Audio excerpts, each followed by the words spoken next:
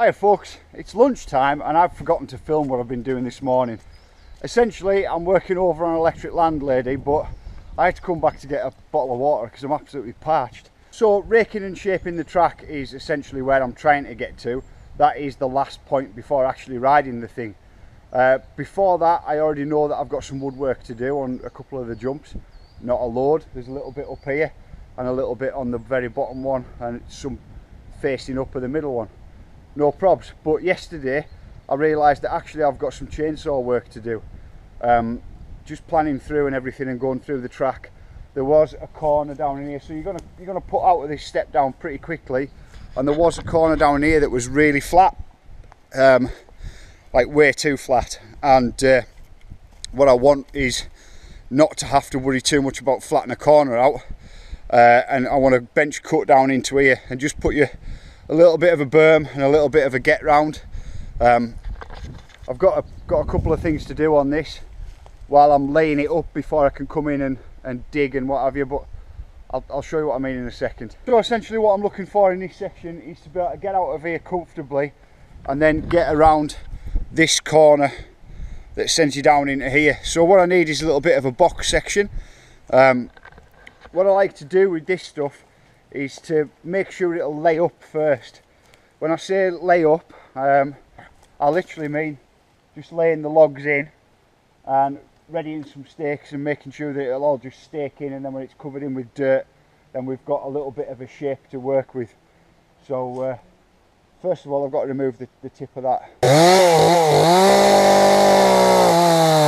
So the score with something like this is you can lay it up, put a few stakes in, come back, sledgehammer those stakes in, and what they do is just hold the layup in place while you're putting all the dirt on, and they also buy you a little bit of time while the dirt compacts. But ideally for this, you're looking at being able to get out of the big step down and not have to be so tense about getting around this right hander, because everything's going to be benched and cut in, and just you want to make this corner a little bit easier on yourself, considering you've just done a decent sized step down. This thing here is going to get shaped into a nice little roller, nice and smooth.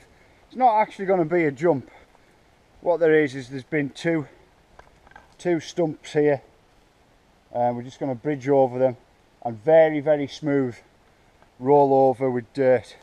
Now the reason that we're doing that here, kind of just before you set to tackle the jump, is just as a speed check. So as you're sessioning through, excuse me, I'm goosed. As you're sessioning through and you get used to kind of, you know what a good speed to hit that is, having come down off the top, what you'll then do, or what I'll do, and hopefully others will follow, is then use this speed roller to associate knowing what the good speed is for that with knowing what it felt like going over this. So therefore, once you get used to it and you want to get ridden in, you can then, as long as you feel good over there and the feeling's the same as the right one, so to speak, then as you get down and hitting here, you know you're doing the right amount of gas, essentially. You don't want to hit it absolutely full on, and you certainly don't want to go half-assed at it. I have got this big stump here which is just nothing short of annoying, to be honest with you. Part of me is thinking that probably tackle it with, excuse me, man, my mouth is so dry, tackle it with a chainsaw, but before I start to make a right mess, the bar's already a bit of a mess and the chain's crap, but before I start to make a right old hash of it with that, I have got some bigger cuts to do down the bottom. So last job to do, well, I hope last big cutting job to do on this part of the track is to, well, on this track in the hole. I'm losing my marbles here. I've run out of coffee, that's the issue, and I've run out of caffeinated drinks. Is to get down at this bottom sender, is to get rid of some of the larches that are just kind of in the way for the landing. So what I'm going to do is, because I'm aware that I'm starting to feel quite tired and I'm on my own felling, which is essentially never a great idea, but I've got a couple of marks on these two skinny ones. I also need to take out this one, and this one's going to have to come as well. but they'll have to come in order. And you can see here kind of stuff blocking your view of getting in, and we just need to open this area out a little bit as well. Anyway, I'm too tired for these. Right, let's, as safely as possible, crack on with that. I honestly don't really mind felling on my own, but it's not my favourite thing to do. I have had, to be fair, I have had plenty of experience at it. All the car park, all the tracks, everything that's kind of in here from now, I've had to do myself, but it's not my favourite thing to do. What I've just had is a total bar failure, which basically, in the end of this bar, I'll give you a look in here, I'm pointing towards the light, there's a little jockey wheel.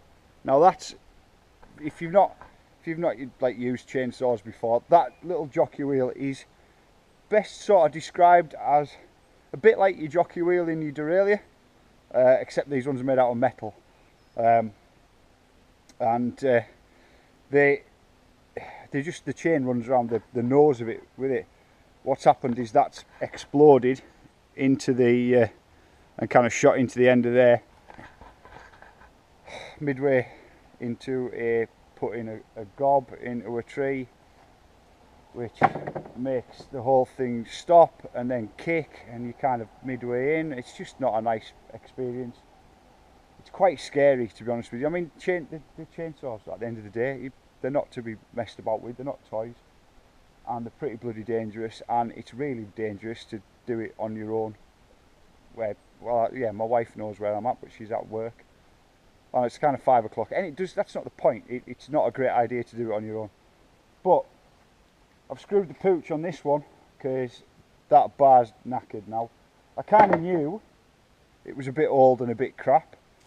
I was aware that it wasn't the best one, and one of the things that I was going to do is I'm going to get these cut down here, and then move on and just dig the bar into the stumps that I'm having trouble getting out, because hey, that will knacker a bar every time, but it needs a new one anyway. But flaming out, it's only 5 o'clock. I've still got like 3 hours of daylight, and that has just killed the job. Anyway, let's just go through what the idea is. So I don't know if you can see, it probably won't show up very well on a GoPro, but there's a weird kind of there's like a mound that's just kind of naturally there. The idea is to gather up the logs that are kind of, these ones were in the way, and then as you work your way through into here, there's some more to be gathered that are wind blown, and they're not quite down, but they're far enough over to be trees that are of a concern. Slice up all the logs, and then place them all in this. I've covered it over now with this, but place them all in here and raise this up in a lump, so that as you come out of the kind of fly off, you've got a lump here. You'll gap out and over the fly off. We'll cover all the logs with dirt and then smooth this down. So the idea was obviously to get those logs in there, but job's knackered now. However, I'm not. I've still got all my fingers, all my toes, and I've got away with that one. Do you know how you know who your mates are? Because they'll ring you at 6 o'clock on a Wednesday night and be like, dude, you still at work? Do you want a cup of coffee? He's here and he's brought us coffee.